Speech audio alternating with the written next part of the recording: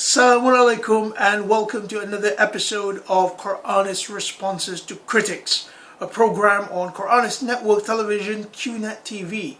Today's episode is Nouman Ali Khan Part 4, the final part of this initial Nouman Ali Khan series, unless of course Nouman chooses to respond to us, in which case we'll be quite happy to continue the series as well. In this episode we will be talking about two allegations made by Nouman. The first is that in doing away with the Sunnah, you can interpret the Quran how you like. We'll be dealing with this.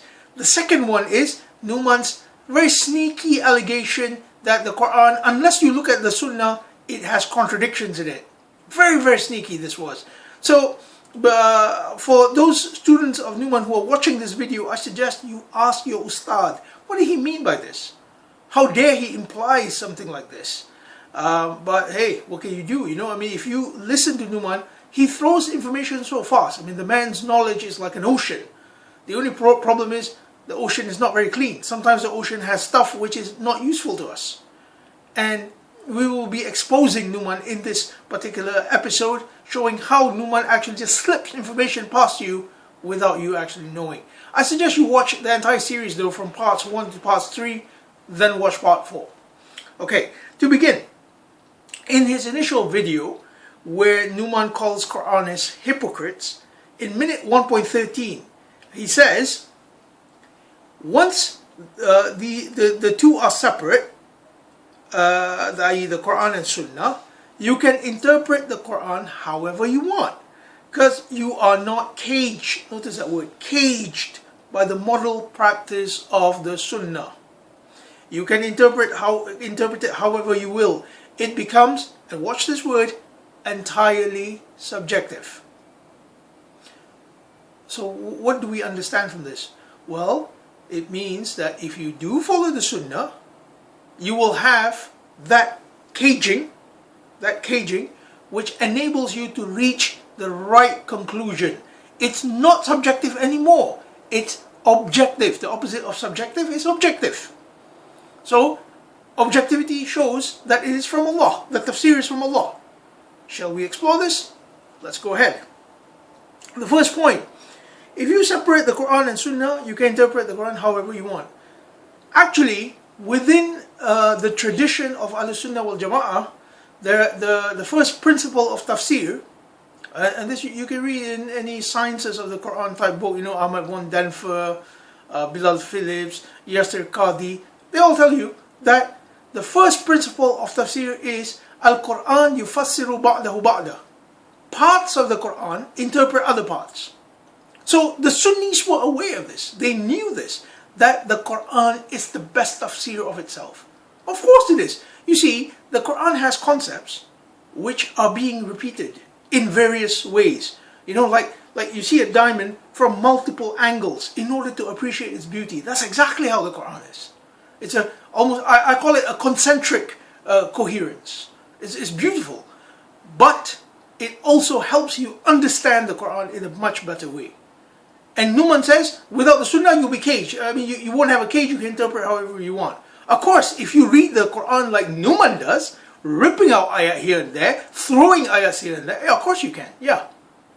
But no, if you read the Quran how it tells you to read it, then actually I would say you cannot come to the wrong conclusion. You will conclude correctly. I'm not saying I own that interpretation, no way. I am a humble student of the Quran myself. I'm struggling to understand it. But what I won't do is to listen to some guy saying, oh okay, you must follow this in order to understand correctly. I will never do that. What I will do is to contemplate it myself and try to understand it in the best way possible. So, first principle, Quran is the best interpreter. This is not my principle, by the way. This is the Sunni principle of tafsir, if they actually follow it. Second thing, if Nouman is right, let's assume Nouman is correct, that we need Sunnah to interpret the Quran objectively, because he said entirely subjective. So here, we have objectively. Then why do we have the following problems? Okay, let's watch, and you will see the link now. Let's watch Nouman's video of the tafsir of An-Naba. In this video, the the ayah, Amma yatasa'alun. That's the first verse of An-Naba. Amma yatasa'alun. About what are they questioning? And Nouman mentions three different opinions. Three different opinions. Presumably he's not mentioning the Shia opinion or the Qur'ani opinion. No, he's mentioning Sunni opinions. Three different opinions.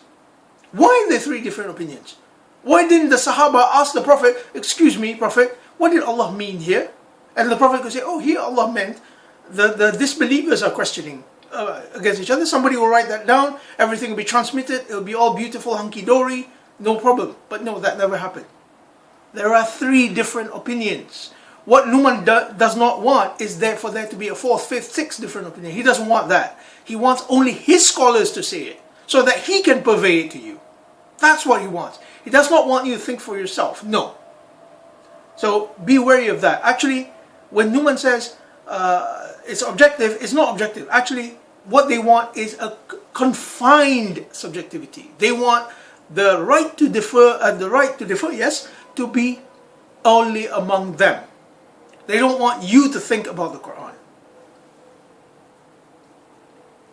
Abrogation. An-nasakh wal-mansukh. This is the science, so-called science, in Ulumul Quran, the sciences of the Quran of the Sunnis, where verses of the Quran are cancelled out by subsequent verses of the Quran or by hadith.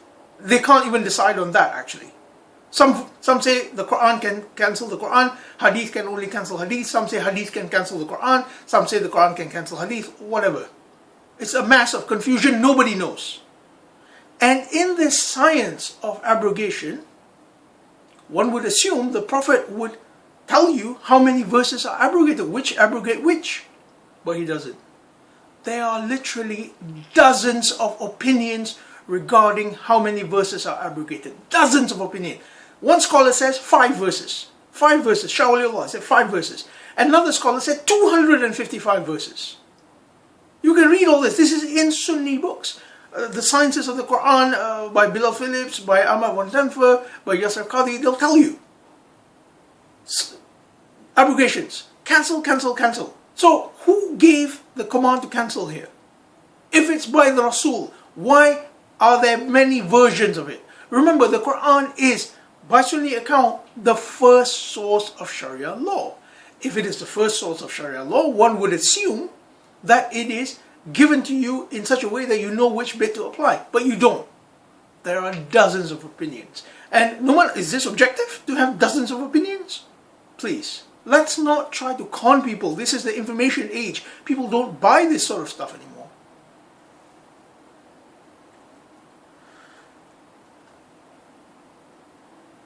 Now, let's consider Nouman's own interpretation. This is where Nouman actually plays games with us. Nouman says, quite rightly, in that video regarding An-Naba, from the beginning, he talks about the surah being a cohesive discourse. And a surah is like a city. So there is one single city. In the city, there are things going on around it. I agree with this. This is in fact a very powerful interpretation of the term surah. I personally consider it to be chains in the bracelet which comes back together. Like the word is actually used in the Quran as bracelet. But whatever, that shows that Nouman pays attention to the Quran. But let's ask the question, did the model practice of the Sunnah tell you to do this? No, absolutely not. If you look at the 6 books of Hadith, it never looks at any kind of coherence within the Quran. It treats the Quran as if it's fragments. It quotes half verses, almost like Nouman basically. It quotes half verses here, half verses there. So basically, it's not really giving you a full discourse. So basically, what's going on is that Nouman is saying all the beautiful things he's doing outside the Sunnah, but he doesn't want anyone else to do it. If you look at another one of his videos, you'll see the link now, where he talks about linguistic miracles of the Quran. He looks at the term وَرَبَّكَ, the ayah وَرَبَّكَ فَكَبِّرْ, which is in early Mudaththir. And he shows, first he dumps the wa. He doesn't use the wa at all, claiming that it's just a full stop or something like that. Then he says رَبَّكَ فَكَبِّرْ, and he says, okay, this is a palindrome. Let me ask you, did Rasulullah tell you to do this? Was it part of the Sunnah? Rasulullah would sit down and show you palindromes? No. No. You did this of your own volition. And it's okay, because Allah did tell you to contemplate on the Quran. Chapter 47 verse 24, Allah told you to contemplate on the Quran. That's what I do, that's what you do. Fine. But what you don't want is for others to do it and to differ from your scholars. That's what it is in reality, Nouman. In reality, that's what it's about. Okay. Now, very interestingly, we have to sidetrack a little bit, because in that same video, where Nouman talks about An-Naba, he mentions the surah. He says, the surah is described as a kitab in Surah An-Nur. It's not. It's not. In Surah An-Nur, the word surah is mentioned once. It's Suratun Anzalnaha wa Faradnaha, a surah which we descended it and we made it obligatory. Wa Anzalnaha fiha ayatin bayinat, and we descended it, in it are clarifying signs. La'allakum tadhakkarun, that you may remember. There's simply no word kitab here. The context refers to the zani wa zaniya, adulterer and adulteress. There is no word kitab here. And this is the problem, you see. If you look at comments on that particular page of Nouman's, which you went to the link, you will find that everyone says, mashallah, mashallah, that's really great. Nobody actually checks. People like Nouman need to be checked, because they will slip you information and you don't know. Maybe they don't even know. But this is it. Unfortunately, this is a situation. So now we move on to our final point, where Nouman insinuates that the Quran has contradictions. In the original video, he says, the people who follow the Quran without the Sunnah claim the Quran has no contradictions. But Nouman doesn't dare to say it out loud that the Quran has contradictions. He says, well, if you read it without the Sunnah, it'll be very confusing. So, but in the context, you'll see, the Quranists say the Quran has no contradictions, but if you read it without the Sunnah, it will have many confusions, he says. He doesn't dare to say contradictions. But that's the insinuation. If you read it, it will show contradictions. And Nouman then quotes fragments of two different ayat and says this is a contradiction.